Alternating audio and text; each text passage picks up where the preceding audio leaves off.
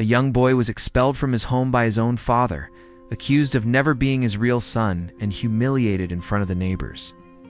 Just days later, that same boy discovered he had inherited an unimaginable fortune and would become the owner of an empire that would completely change the course of his life. A true story of rejection, pain, and a twist powerful enough to surprise even those who think they've seen it all. And if you enjoy intense stories, full of emotion and lessons that stay with you, stick around until the end, because this is one you won't forget. So take a moment to subscribe to the channel, hit the notification bell, and make sure you don't miss the next chapters that prove how life can turn upside down in the blink of an eye. There was a heavy silence in that mansion, silence that was not merely the absence of sound, but the weight of a heart that knew it was about to break. Michael, still so young, was learning early that life does not ask permission to teach its hardest lessons. And there is no manual that prepares anyone to watch the gaze of a loved one slowly fade away. He held his mother's hand, as if trying to hold back time. Oh, if only it were possible to ask the clock to stop for a moment. Sarah, so fragile, still conveyed strength with a simple squeeze of her fingers. In the moments of greatest physical weakness, the soul can shine with more intensity, lighting, even a room covered in shadow. Robert the father watched from a distance. There were no tears, only the coldness of someone who believed that feeling was a sign of weakness. Many families know this kind of distance. People who live under the same roof, but seem to inhabit different universes. For him, love seemed like an investment with no return, and therefore dispensable. But Michael discovered that there is a kind of wealth that cannot be bought: presence. Being there, sitting beside his mother, would become a memory that no pain could ever steal from him.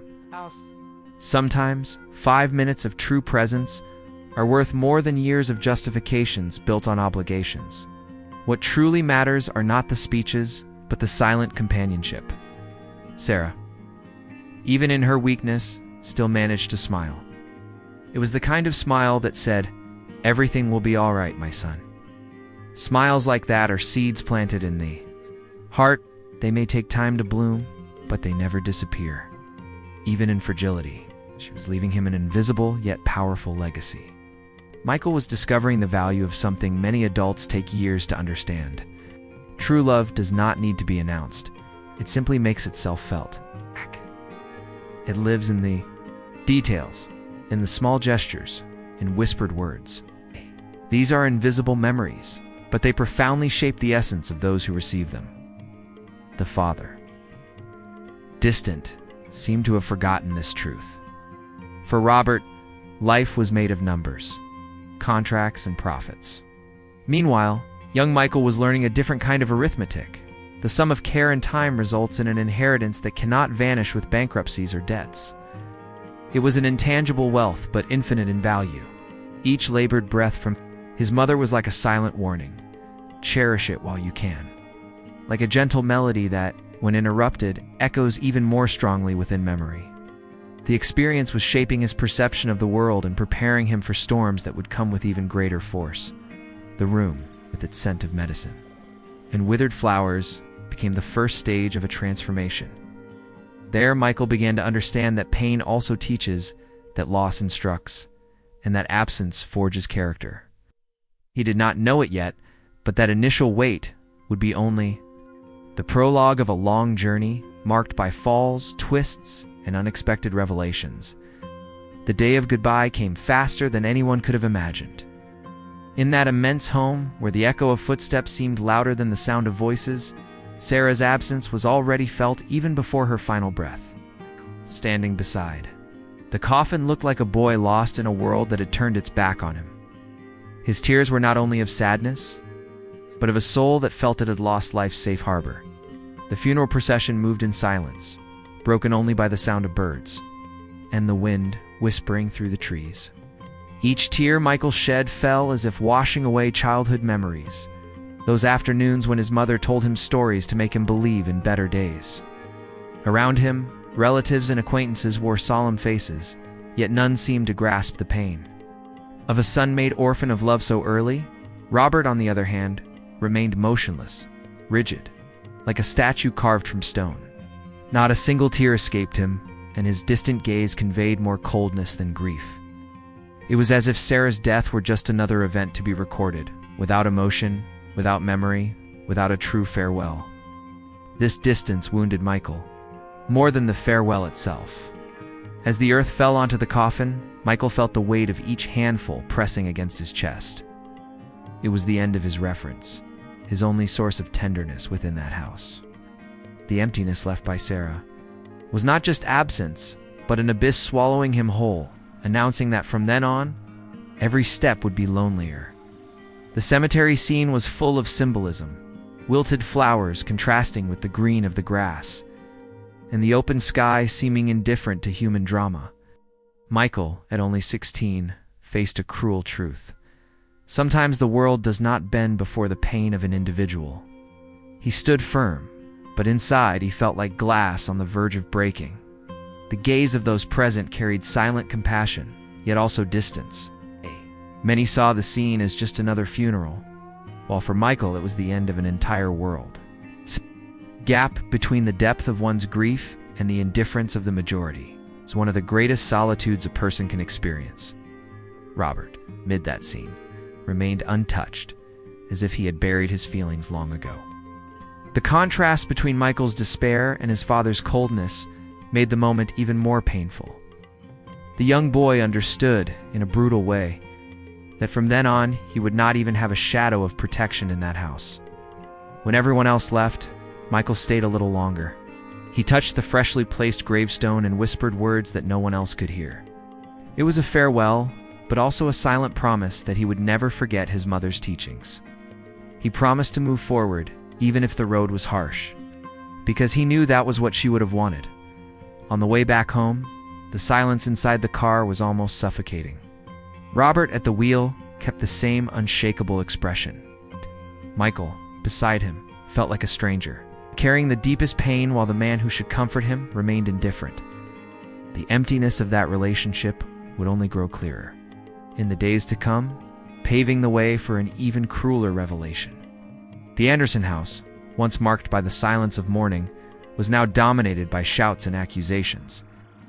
Robert, consumed by uncontrollable fury, glared at Michael with eyes as sharp as blades.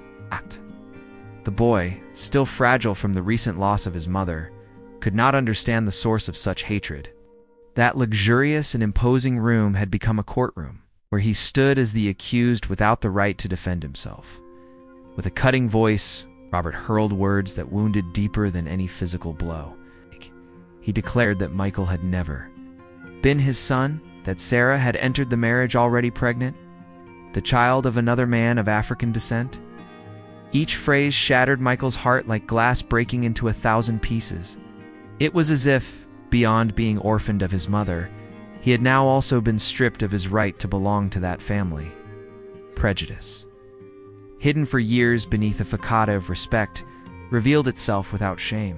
Robert could not bear the reminder that the woman he loved had carried secrets that wounded his pride. In that moment, racism and vanity joined together in a single cruel strike against Michael. It was not merely a revelation, it was a sentence of rejection.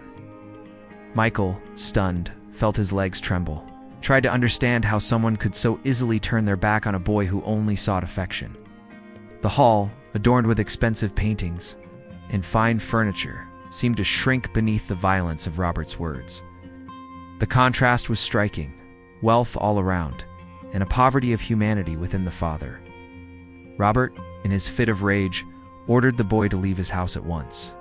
There was no space for dialogue, no room for compassion. The doors that once opened to him as a son now shut with the weight of contempt. With every command, with every gesture, Michael felt he was being expelled not only from a home but from an entire world, with no time to gather memories or belongings. He carried only 3 changes of clothes and the documents he could grab. The sound of the door slamming behind him echoed like a gavel sealing his fate. The very place that should have been a harbor of safety had become a source of pain. Michael walked away not knowing where to go, carrying only the burden of rejection. The street, lit by the afternoon sun, seemed indifferent to the tragedy unfolding. The contrast between the ordinary life outside and the storm inside the mansion was cruel. Michael walked slowly, as if still waiting for someone to call his name. But there was no voice, no embrace, not even a gesture of regret. Only silence. In that moment, he realized he was alone. There was no longer any familiar ground where he could stand. The home that should have been a refuge had turned into a prison, and now into exile. The weight of the revelation was not only that he had no father, but that he had no place in the world. His story was beginning to be rewritten by the hands of rejection. Still unable to fully grasp the magnitude of what had happened, Michael moved forward. On his shoulders, he carried not only a small bag of clothes, but also a deep wound in his soul. What he did not know was that this moment, which seemed like an absolute end, was only the doorway to a journey marked by deeper sorrows, but also by triumphs no one could yet imagine. The morning after his expulsion, Michael returned to the mansion in the hope of a second chance. His eyes carried the expectation that Robert's heart might have softened overnight. As he approached the main door, he took a deep breath, as if asking fate for permission to try once more. He was just a young boy searching for what he believed was his right, a place he could call home. Robert, however, received him with the hardness of iron. He not only refused his presence, but chose to make the moment a public spectacle. He drew the attention of the nearby neighbors and, in front of them, declared words that pierced Michael's soul. "You were never my son. I am not obliged to take care of someone else's child." His voice echoed loudly like a final sentence. Exposed before curious eyes, Michael felt the weight of shame fall upon him. They were not just words of rejection, they were arrows aimed at his dignity. The neighbors, silent, watched without moving a muscle, as if the scene were an uncomfortable play from which they could not escape. The boy wished he could vanish. In that instant, the public humiliation not only confirmed his expulsion, but also stripped away any chance of return.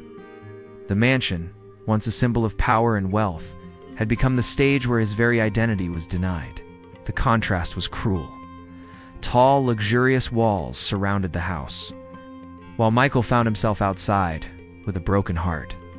The silence of the neighbors became complicit. None dared offer a word of comfort or a gesture of support. Fear of opposing Robert, an influential and feared man, weighed more heavily than compassion. So Michael realized that his loneliness came not only from his father's rejection, but also from the cowardice of those who witnessed his pain. With tear-filled eyes, Michael stepped back, as if retreating from a fire that burned mercilessly.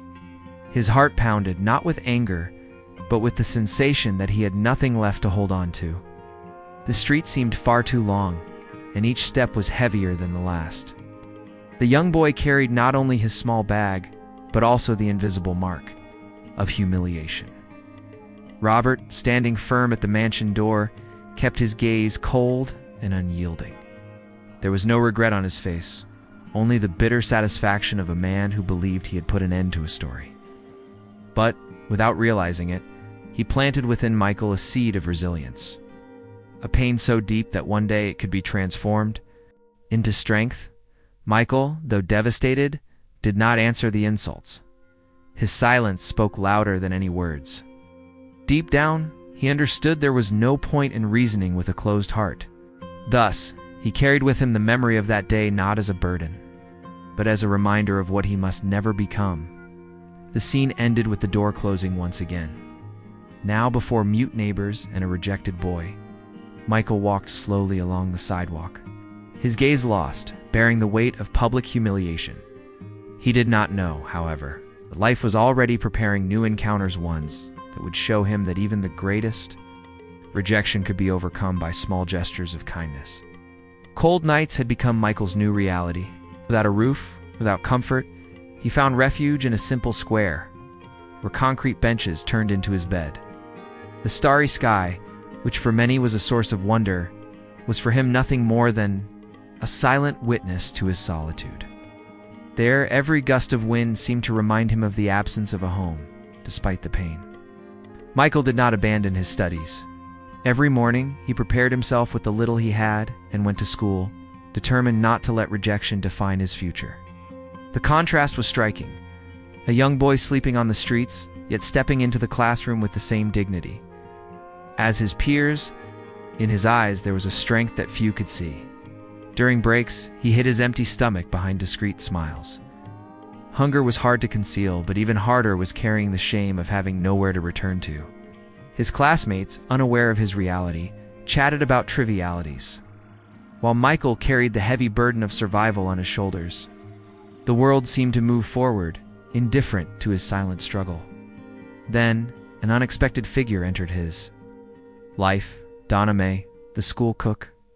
A simple woman with a generous heart, she saw in the boy's eyes something no one else did. With a humble gesture, she began saving a meal for him at the end of each day. That plate of food was more than nourishment. It was hope served in the form of care. Michael received each meal as if it were a treasure. The taste mattered less than the act of kindness itself. Sitting in the corner of the square, he opened the lunchbox and with every bite felt less invisible. The square was no longer just a cold space of solitude. It now carried the warmth of generosity from a stranger. Little by little, that gesture reshaped Michael's view of life. He understood that even in the cruelest circumstances, there are people willing to extend a hand. Donna Mae's presence reminded him that humanity was not lost, and that dignity can be reborn from the simplest act of kindness. While many passed through the square without noticing the boy, she became his silent ally.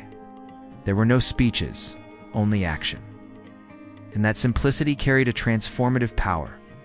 Michael learned that greatness is not found in grand gestures, but in the consistency of small acts that brighten dark days. Life on the streets remained hard, but it was no longer marked only by hunger and cold. A thread of hope was weaving its way into his days. Each meal reminded him that he was not completely alone. It wasn't much, but it was enough to keep his heart steady in the face of hardship. And so, between the square and the school, Michael continued writing his story. He still had no home, no security, but he carried something precious, the certainty that life could change at any moment. What he did not yet know was that this small breath of hope was only the beginning of a new stage, one that would soon bring unexpected opportunities. The square was no longer the only stage in Michael's life. Thanks to the attentive and generous eye of Donna Mae, a new path began to open.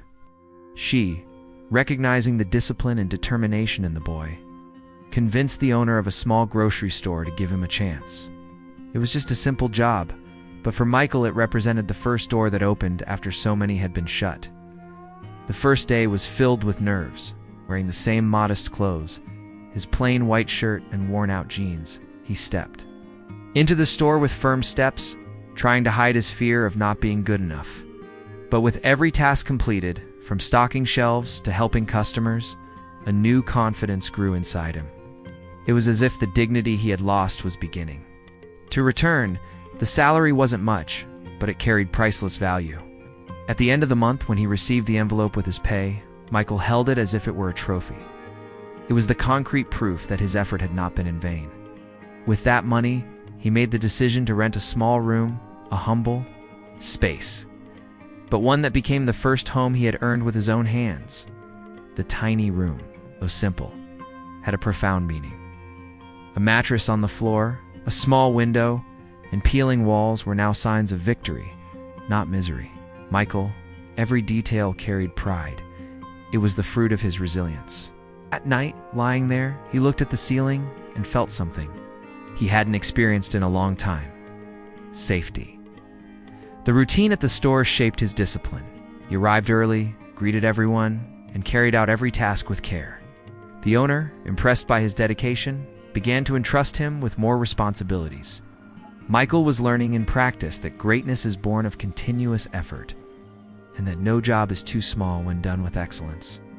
Even tired, he never gave up on his studies. After leaving the store, he went straight to school, determined not to interrupt what his mother had valued so deeply: education. It was exhausting, but also transformative. Michael was discovering that discipline can be one of the greatest allies for anyone seeking to change their life. The money wasn't only for rent. Carefully, he saved part of each paycheck, dreaming of better days ahead. He learned to value every coin, understanding that small savings could become bigger opportunities in the future. His worldview, once limited by rejection, was now expanding. With each achievement, he still returned to the square from time to time, but no longer as someone without a home. Now he passed by as one who revisited a painful memory, certain that he had already taken a step forward. The contrast between the cold bench and the rented room reminded him daily of the importance of persistence. Michael did not yet know it, but that small job was only the beginning. The discipline, resilience, and courage he showed were beginning to shape a future he could not yet see. Doors were only starting to open, and soon there would be encounters and twists capable of changing his life forever. One day, Michael's routine was interrupted by something unexpected. While arranging items on the store shelves, he noticed through the glass door the arrival of an elegant man dressed in a flawless suit. His polished shoes gleamed, and the leather briefcase he carried reflected the sunlight. There was a presence about him that immediately drew everyone's attention. Robert Anderson was now living with another woman, was the first to be approached by this mysterious visitor. At the mansion, the man in the suit asked for Michael. Robert, with his usual coldness, replied without hesitation, "He doesn't live here anymore. He was never my son." The words were filled with disdain, as if he wanted to erase every trace of the boy's existence.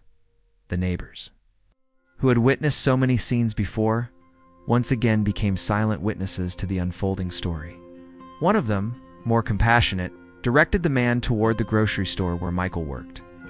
There was something solemn in his gestures, as if this was not just an ordinary visit, but a meeting destined to change lives at the store. Michael continued his work, unaware of what was about to happen. Hearing the chime of the entrance bell, he looked up and saw the man standing before him. The contrast was striking. On one side, the boy in simple clothes with calloused hands. On the other, the imposing figure of a man who carried authority and mystery with him. With a firm yet gentle voice, the man introduced himself as a lawyer. Looking Michael straight in the eyes, he said without hesitation, "I need you to be at my office tomorrow at 2 p.m. The sentence sounded enigmatic, like an invitation that hid more than it revealed. Michael, surprised, only nodded, struggling to process what he had just heard.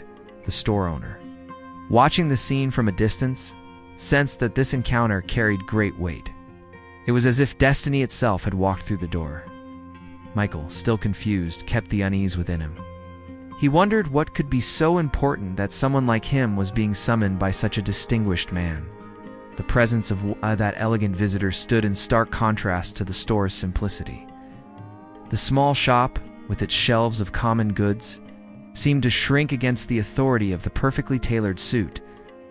It was as if the future itself had entered, and suddenly the ordinary scene became the stage for an imminent revelation. Michael spent the rest of the day lost in thought. While serving customers, his mind wandered between anxiety and hope. He asked himself if there hadn't been some mistake, if the lawyer hadn't confused his name with someone else's. But deep down, there was a flame burning, the intuition that his life was about to change forever. When night came, the rented room felt far too small to contain his thoughts. Lying on the simple mattress, staring at the peeling ceiling, he rehearsed possibilities in his mind. He had no idea what awaited him at the office the next day, but he knew that this meeting was a turning point. Tomorrow carried promises he had never dared to dream of. The next day, Michael arrived at the lawyer's office. Environment was imposing. Polished wooden walls, shelves filled with books, and a massive desk that radiated authority. The young boy, still in his plain white shirt and worn jeans, seemed out of place in such a luxurious setting, yet his deep, expressive eyes observed attentively. As if sensing that something monumental was about to unfold, the lawyer, seated with a firm posture, opened a folder of documents and began the revelation. He told Michael that his paternal grandmother had recently passed away, leaving him the entirety of her estate since he was the only living heir. Silence filled the room. The boy, who the night before had slept in a rented, humble room, was now hearing that he owned an unimaginable fortune. Among the inherited assets, was Horizon Group, a massive company with headquarters in New York and a branch in his own city. In addition, a luxurious mansion in the city center awaited him. Contrast was almost surreal. On one side, the teenager who survived on donated meals. On the other, the rightful heir to an empire. Life was proving that its plots could change in the blink of an eye. Michael listened to every word carefully. But he did not let the news intoxicate him. The gratitude for small gestures, like Donna May's meal boxers and the grocery store opportunity, still lived in his heart. He knew that material wealth could not erase scars, but it could become a tool to transform lives, including his own. When he visited the new mansion, his eyes filled with tears. The iron gates opened to reveal manicured gardens, marble columns, and halls that looked as if they had come straight out of a film. Walking through the corridors, Michael felt the weight of the responsibility now resting on his shoulders. It was not just a new roof. It was the opportunity to rewrite his story. As he said goodbye to his rented room, it left a note of gratitude to the grocery store owner, promising to repay the trust he had been given. That space, though humble, had been the first home he had earned through his own effort. Now he was stepping into an unimaginable reality, but without forgetting his roots. At the mansion, the staff welcomed him with respect and curiosity. To them, this simple-looking young boy was now the new master. Michael, shy yet firm, greeted them with humility, making it clear that he did not want to be merely served, but also to build relationships of trust. His attitude revealed that true greatness lies not only in inheritance, but in honoring what is received. That day, as he looked out the window of his new room, larger than the entire square where he once slept, Michael reflected on the irony of life. The boy who had been humiliated in front of neighbors now held an unimaginable destiny in his hands. But instead of vanity, he carried within him the desire to be different, to act with justice, generosity, and wisdom in handling his inheritance. He did not yet know how to run a company, nor how to manage such great wealth. But he had something no amount of money could ever buy: the experience of pain which had shaped his character, and that emotional baggage would be his true guide. The story of rejection and loneliness was beginning to transform into a chapter of power and rebirth. The day after the revelation, Michael was summoned to the Horizon Group headquarters. The imposing glass and steel building reflected the grandeur of a corporate empire. At only 17 years old, he now wore a simple yet elegant suit, a gift from the lawyer. He walked through the corridors like someone who carried the weight of responsibility, but also the determination to prove his worth. In the boardroom, a long table gathered the company's top shareholders. Experienced men and women with calculating eyes analyzed the young heir's every gesture. Michael entered with composure, his deep and expressive eyes radiating serenity. He greeted everyone with respect, without showing insecurity. To them, it was surprising to see such poise in someone so young. Among those present was Robert Anderson.